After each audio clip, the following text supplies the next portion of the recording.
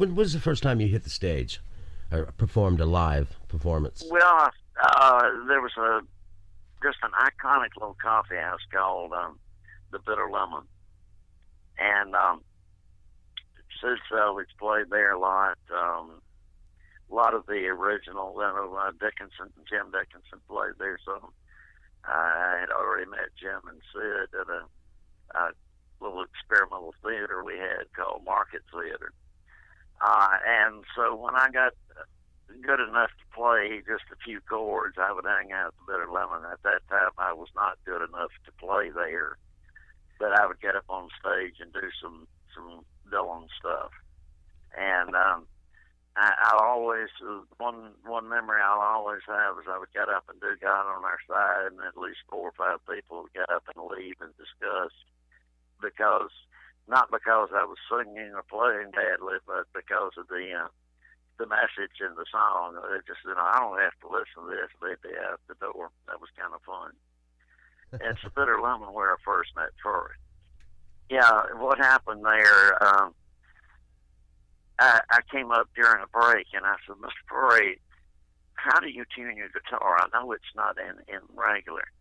And he said, well, I tunes it in cross note. Well, I said, well, excuse me, what does that mean? He said, that crosses the major over the minor. And I still didn't get it. And I asked him, I said, I live a mile from here. Will you just strum that thing several times until I get it in my head? And the minute I think I've got it, I'm just going to be out of here like a bat out of hell and get to my house and tune the guitar. And I heard him. He strummed it about 4 or 5 times. And I said, thank you, sir. And I was gone. And I got home and I tuned the guitar into open D, which he called Bastapoo. And that once again, I've said this already 2 or 3 times, my life changed again real big, because then I started learning to play that slide. It's a song called Frankie and Albert. Later corrupted, no, let me use the right word, later bastardized to Frankie and Johnny, resulting in a really bad movie with Elvis and Donna Douglas, Ellie Mae Clampett. That was not a good thing. But Frankie and Albert was a magnificent song, and it kind of inspired me to write this one where nobody gets killed, but nobody comes out happy either.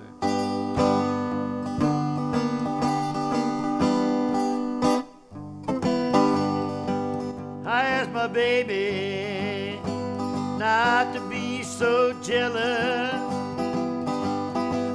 There's plenty of me to go around. I ain't the only man, no, either you the only woman up here in Memphis town. But I could plainly see that she didn't agree. She said, you better listen at me, clown. If them cheap little hoes don't leave you alone, I'm gonna put y'all all in the ground. She waved a .22 pistol upside my head. I said, wait a minute, mama, don't you realize the killing is against the law? Oh, y'all ain't ashamed to tell you that little bitty pistol was the biggest thing I ever saw. She said, it's how my mama said my daddy done us way back in Arkansas. And you and them flues, you better watch your step. I'm feeling mighty quick on the draw. What you gonna do about loving mama when daddy's dead? She said, you know, I've thought it over, and there's plenty of men's a damn sight younger than you. If that's what I decided, it wouldn't be that hard to do. I ain't saying I could do any better, but I damn sure can't do no worse. She smiled a little half smile, it wasn't no smile at all. Put that pistol back in her purse. What you know about this guitar?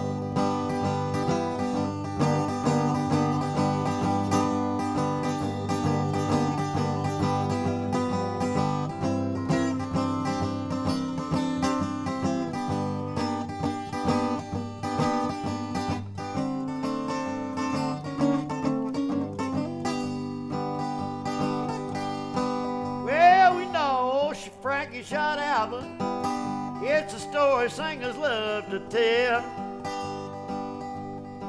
But Albert was dead and Alice Fry was still living, so it didn't turn out so well. Guess my baby realized the little hoe'd still be walking around while she's laying up in jail. And I thank you, Lord, that she saw it that way, 'cause I'm living here to tell you the tale.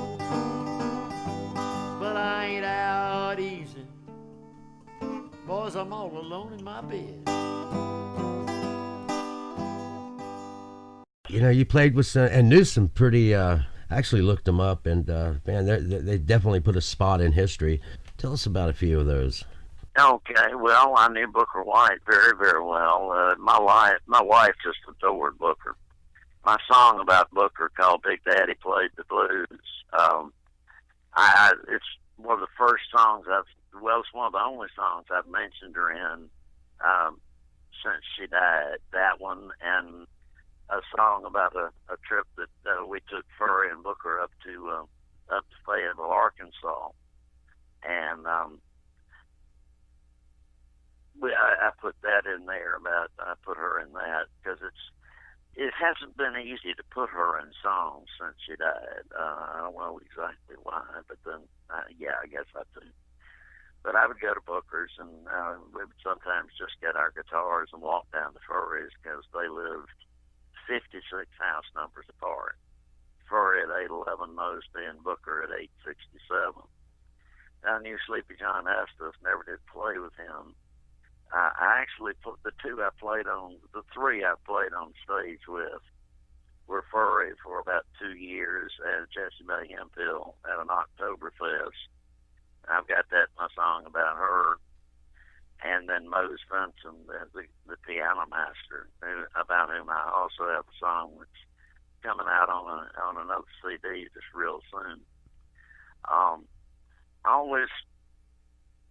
I make a point to know that I like for people to know that my guitar has been in the hands of Furry and Booker and Fred McDowell and Jessie Mae and Sleepy John Estes, and that Furry and Jessie Mae have actually played my guitar on stage. And somebody said, well, how did that happen? I said, I asked them to so I could tell you all about it 50 years later. I wanted to be able to say that and say it truthfully instead of making some stuff up. To the one and only Memphis Minnie, one of the best guitar players who ever lived.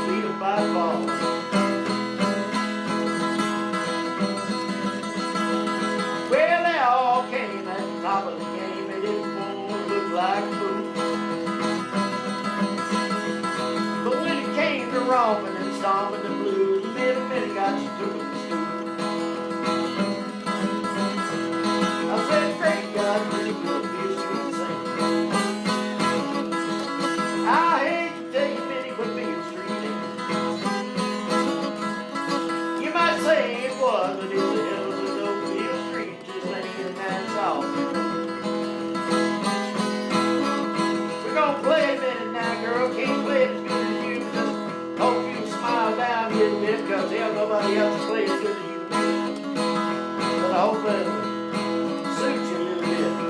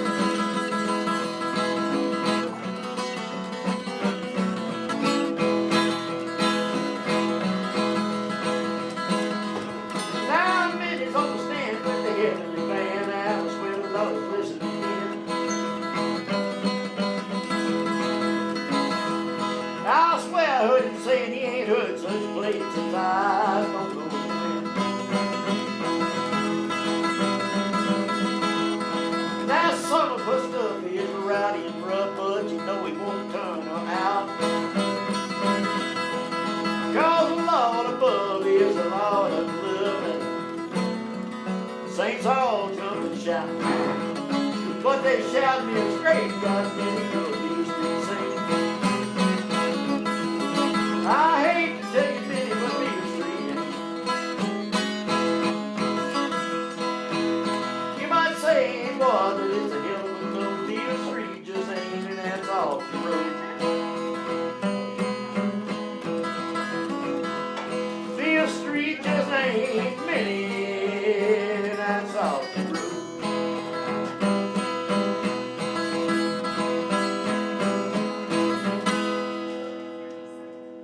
Would this be a good time to tell the cake story about Furry, or you want to wait on that? Yeah, I think it's a great time. I mean, I'm ready for a slice of cake.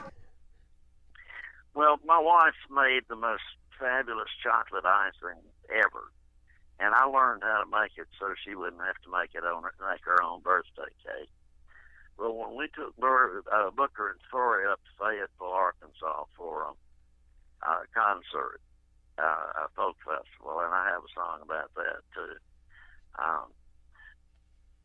About halfway between here and Little Rock, we ate the cake, started eating the cake, and Booker, his sweet self, said, "I swear for God, Miss Zeke, that's the best thing I ever put in my mouth."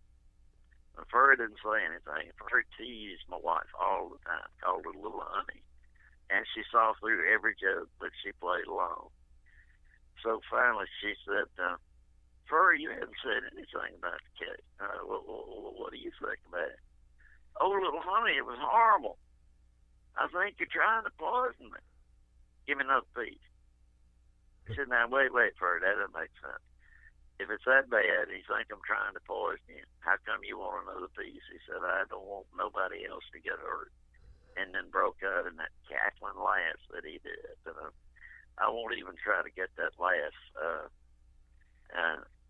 It's just too precious. I think people just have to find a recording of Furry to get that laugh go. So I'm afraid I'd come up short. It's a good thing that the good old Lord likes blues, so he's got some good performers, man. So. Oh, absolutely. Speaking of the good Lord, we're going to be doing in about 3 weeks. We're going to be doing a full gospel show at the Mark Goodman Studios, they're just really are giving me a great recording deal, and we've already done one there, a concert CD. And we're doing another one honoring the birthday of Reverend Robert Wilkin.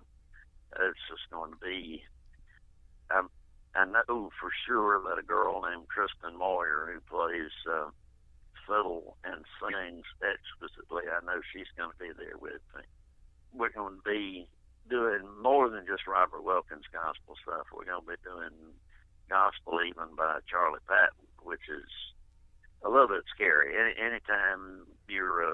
Anytime you specialize in the first generation blues guys, Charlie Patton is your big scare. I mean, if you got to be nervy to try to attempt Charlie Patton. There's a girl called African Queen, and as a matter of fact, her song that I wrote about her is on my first CD that I ever did. It was only one of my songs on the CD, and it got mentioned as one of the better songs, one of the 3 better songs on the CD by website in England, so I felt rather good. And so I've written a couple other songs to her. There's about 6 girls that I've written 3 different songs to. Trilogy songs. Yeah. And anyway, having played something about Fred McDowell, I thought I'd just stick in the Fred McDowell mode and play this song to the African Queen. And don't try to find her just cause I say a name here, y'all. It ain't gonna happen. If you do happen to find her, I'll get mad.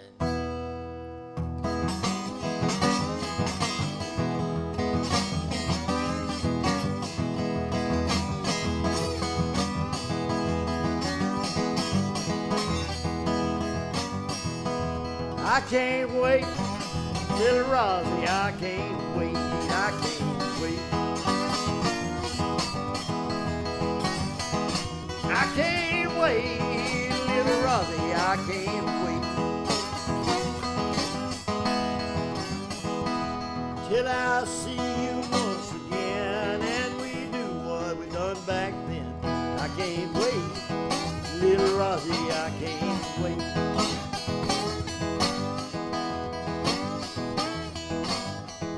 You drive me wild, little Rosie, you drive me wild. You drive me wild, little Rosie, you drive me wild.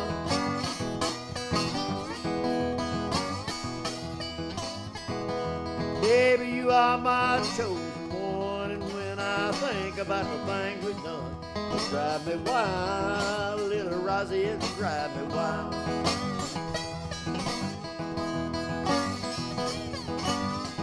You're smoking hot, little Rosie, you're smoking hot. You smoking hot, little Rosie, you smoking hot. Can't wait to lay my hands on you, get you to lay your hands upon me too. You're smoking hot, little Rosie, you're smoking hot. Let's play it a minute now.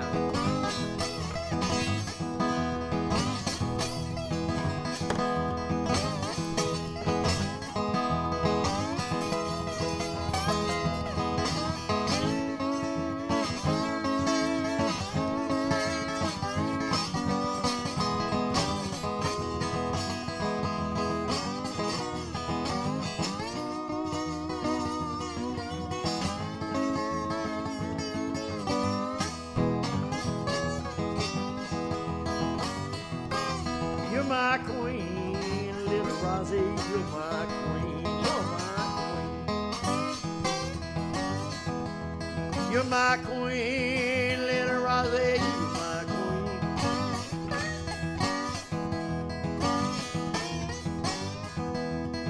When I touch your ebony skin, I feel forgiven of all my sin. You're my queen, little Rosie, you're my queen. I'm proud to tell the world, little Rosie, you're my African queen.